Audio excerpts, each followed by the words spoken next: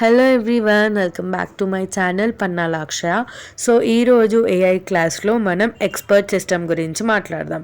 ఈ expert system అనేది ఒక కంప్యూటర్ ప్రోగ్రామ్. ఇది ఒక స్పెసిఫిక్ ఫీల్డ్లో ఎక్స్పర్ట్ లాగా ఆలోచిస్తుంది అనమాట, లైక్ ప్రాబ్లమ్స్ని సాల్వ్ చేయడానికి. సో దీని క్యారెక్టరిస్టిక్స్ ఏంటి అంటే చాలా ఫాస్ట్గా చేస్తుంది, రిజల్ట్స్ని ఇవ్వడానికి ప్రయత్నిస్తుంది అండ్ డెసిషన్స్ ఈజీగా తీసుకోవడానికి ట్రై చేస్తుంది. Next components of expert system. ఇది ఏంటి అంటే దీంట్లో మళ్ళీ మనకి సబ్ డివైడెడ్ 3 పార్ట్స్ అనేటివి ఉన్నాయి. ఓకే, ఈ ఎక్స్పర్ట్ సిస్టమ్ అనేది జస్ట్ నాలెడ్జ్ బేస్, అంటే అడ్వాన్స్ లెవెల్లో థింక్ చేయడానికి ఎక్స్పర్ట్ సిస్టమ్ అనేది మనం వాడతాము. సో ఈ కాంపోనెంట్స్ ఆఫ్ ఎక్స్పర్ట్ సిస్టంలో మనకి user interface, inference engine, knowledge base అనేటివి ఉంటాయి. సో యూజర్ ఇంటర్ఫేస్ అంటే ఇది యూజర్కి మరియు కంప్యూటర్కి మధ్య జరిగే డిస్కషన్ లింక్ ఉంటుంది కదా, దాన్ని యూజర్ ఇంటర్ఫేస్ అంటారు. ఇన్ఫరెన్స్ ఇంజన్ అంటే ఇది ఒక ఎక్స్పర్ట్ సిస్టమ్కి బ్రెయిన్ లెక్క. ఫర్ ఎగ్జాంపుల్ ఒక హ్యూమన్ బీయింగ్కి బ్రెయిన్ ఎంత అవసరమో ఎక్స్పర్ట్ సిస్టమ్కి ఇన్ఫరెన్స్ ఇంజన్ అంత అవసరం. Okay, knowledge base. ఈ నాలెడ్జ్ బేస్ అంటే ఏంటంటే ఇది ఒక స్టోరేజ్ రూమ్ లాగా యాక్ట్ చేస్తుంది. ఓకే, కంప్లీట్ డేటా ఎక్కడ నుంచి ఏమేమి పెట్టాలి అనేది ఇందులో నాలెడ్జ్ బేస్లో ఉంటుంది. నెక్స్ట్ ఇన్ఫరెన్స్ ఇంజన్ లేదా రూల్స్ ఆఫ్ ఇంజన్ అని కూడా అనొచ్చు. ఈ ఇన్ఫరెన్స్ ఇంజన్ చెప్పాను కదా, ఇదొక ఎక్స్పర్ట్ సిస్టంలో చాలా ఇంపార్టెంట్ పార్ట్. దీన్ని బ్రెయిన్ అని కూడా అంటున్నాము అని చెప్పి. సో నెక్స్ట్ వచ్చేసి యూజర్ ఇంటర్ఫేస్. యూజర్ ఇంటర్ఫేస్ అనేది చెప్పాను కదా, యూజర్కి మరియు ఎక్స్పర్ట్ సిస్టమ్కి మధ్యలో జరిగే కమ్యూనికేషన్, వాళ్ళకి మధ్యలో జరిగే లింక్ ఒక బ్రిడ్జ్ లాగా పనిచేస్తుంది. Next applications of expert system. ఈ ఎక్స్పర్ట్ సిస్టమ్స్ని మనం చాలా చోట్ల యూజ్ చేస్తాం. Like for example finance, engineering, ఇక్కడ ఎన్నో వాటిల్లో మనం అప్లికేషన్స్ ఆఫ్ ఎక్స్పర్ట్ సిస్టమ్స్ని వాడతాం. ఓకే, సో ఇవన్నీ జస్ట్ ఎగ్జాంపుల్స్ అనమాట, ఫినాన్స్, ఇంజనీరింగ్ ఇవన్నీ. సో ఇంకా ఫర్దర్గా డిస్కస్ చేద్దాం. Next constrain satisfaction problem in AI. ఈ కన్స్ట్రెయిన్ సాటిస్ఫాక్షన్ ప్రాబ్లమ్ని మనం సిఎస్పి అని కూడా అనొచ్చు. ఇందులో 3 మెయిన్ థింగ్స్ ఉంటాయి: వేరియబుల్, డొమైన్, కన్స్ట్రెయిన్.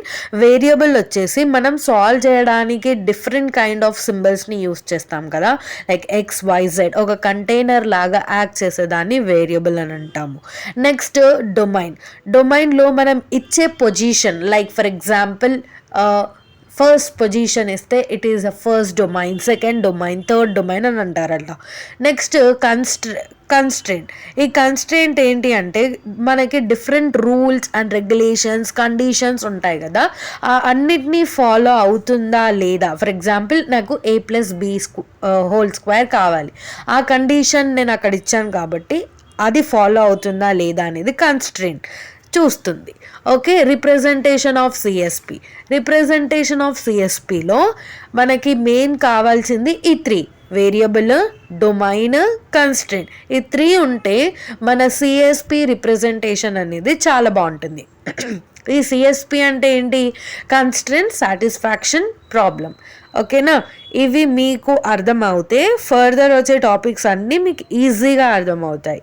ఓకే, ఇంకా క్లియర్గా చెప్పాలి అంటే ఒక ఏఐకి ఒక ప్రాబ్లమ్ని సాల్వ్ చేయాలి అంటే కొన్ని కండిషన్స్ ఉంటాయి. ఆ కండిషన్స్ సిఎస్పి ద్వారా యూటిలైజ్ చేయబడతాయి. లైక్ వేరియబుల్స్ని యూజ్ చేసి, డొమైన్స్ని యూజ్ చేసి, కన్స్ట్రెయింట్స్ని యూజ్ చేసి మనం సాల్వ్ చేసుకోవచ్చు problem. Next forward chaining in AI అనేది ఒక ఇన్ఫరెన్స్ ఇంజన్ స్ట్రాటజీ. దీన్ని మనం డేటా డ్రివెన్ అప్రోచ్ అని కూడా అనొచ్చు. ఓకే, సో దాన్ని బట్టి ఫ్యాట్స్లో ఉన్న గోల్స్ని ఈజీగా రీచ్ అవ్వడానికి ట్రై చేస్తూ ఉంటుందన్నమాట. దీన్ని మనం ఫార్వర్డ్ చైనింగ్ ఇన్ ఏఐ అని అంటాం. ఏం లేదు, జస్ట్ ఇన్ఫరెన్స్ ఇంజన్ స్ట్రాటజీ లాగా పనిచేసేదాన్ని ఫార్వర్డ్ చైనింగ్ ఇన్ ఏఐ అంటారు. Next properties of forward chaining. ఈ ఫార్వర్డ్ చైనింగ్లో కొన్ని ముఖ్యమైన ప్రాపర్టీస్ ఉంటాయి, like bottom up approach, best first search, efficiency అని చెప్పేసి. సో బాటమ్ అప్ అప్రోచ్ అంటే మనకు తెలుసు, బేసిక్స్ నుంచి స్టార్ట్ అయ్యి టాప్కి రీచ్ అయిన తర్వాత మనం గోల్కి రీచ్ అవుతాం. దాన్ని బాటమ్ అప్ అప్రోచ్ అంటాము. బ్రెత్ ఫస్ట్ సెర్చ్ మనం ఆల్రెడీ డిస్కస్ చేసాము, ఎవరైతే చూడలేదో ప్రీవియస్ వీడియోస్ వెళ్ళి చెక్ చేయండి ఒకసారి. తర్వాత ఎఫిషియన్సీ అంటే ఒకవేళ ఎక్కువగా డేటా ఉన్నప్పుడు గోల్స్ని ఎలా ఐడెంటిఫై చేయాలి, ఏ టైప్ ఆఫ్ ఐడియాస్ని ఇంప్లిమెంట్ చేయాలి అనేది ఈ ఎఫిషియన్స్లో ఉంటుందన్నమాట. సో ఈరోజు forward chaining in AI, properties of forward chaining మీకు అర్థమైంది అంటున్నాను. Thank you for watching. Please subscribe my channel and